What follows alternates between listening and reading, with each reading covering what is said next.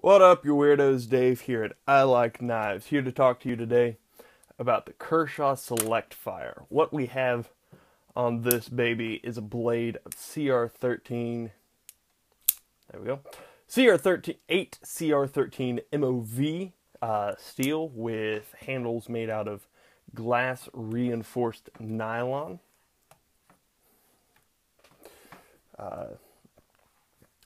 We have a blade of 3.25 inches, a handle length of 4.25, width of 1.5, and depth of a little over 1/2 inch, and a weight of 5 ounces. Now, the entire point of this knife,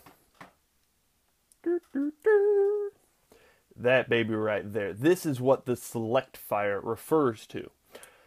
We have a full-size 1/4 inch hex drive, which means that it comes pre-installed with bits, but you can just pull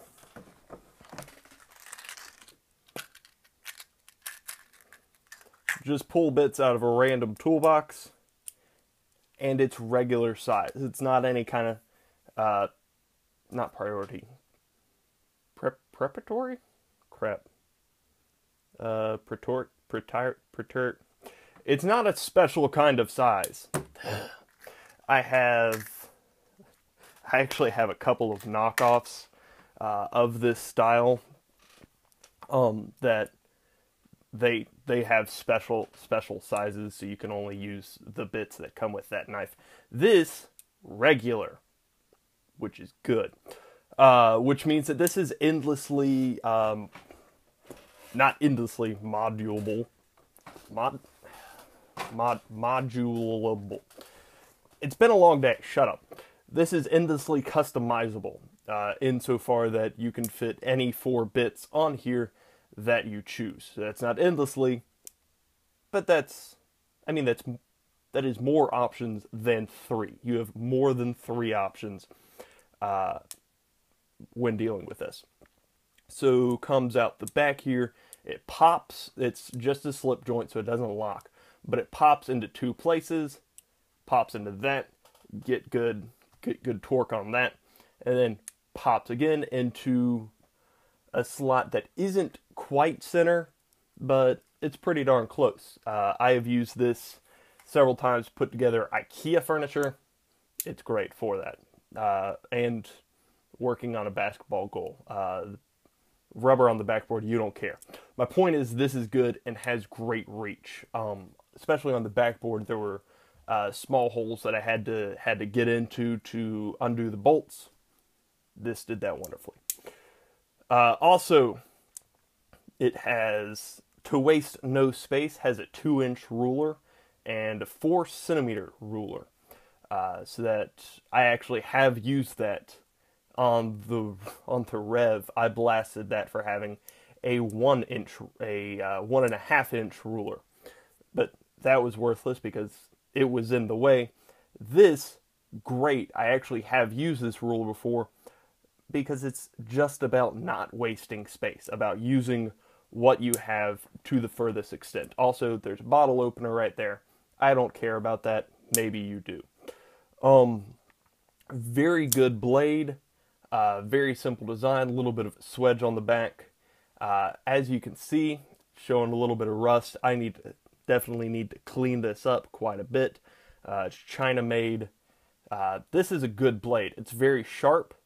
On days where I know I have to use this, I don't carry a regular pocket knife or a screwdriver. I just have this. In my bag, I always make sure to have both of those things.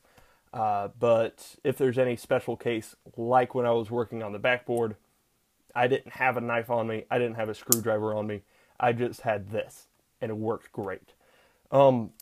My favorite thing about this is, it's not my favorite thing about this, but one of the things that I hate about most tip-down carries, this is left or right, tip-down carry, and it's tip-down only because these little slots hide your bits.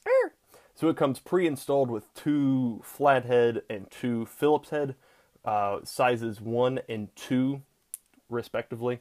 So it's got a flap on there, and it's just spring loaded, and a flap on there. There's a little magnet in there to hold the bit. These are not magnetic, but they hold it solid. These bits will not be slipping out anytime soon. One of my biggest issues with most tip-down carry, I remember talking about this in respect to the the Cricket M16, the Gerber paraframe, but I never uploaded that, where the thumb stud would get in the way of your pocket going into that. Luckily, these scales are so thick because they have to hide the bits. These scales are so thick, and these thumb studs are so small that that's not an issue. I have good clip / stud relationship, and that's what I'm talking about with this. The thumb studs are small enough that they are lower in elevation than the handle scales, which means there's nothing to interfere with your pocket going in and out. It's a simple thing, but I like that. I love simple things. Kershaw lists this online $50. That doesn't seem outrageous to me. 40 would make more sense. Knife Center lists this for $32.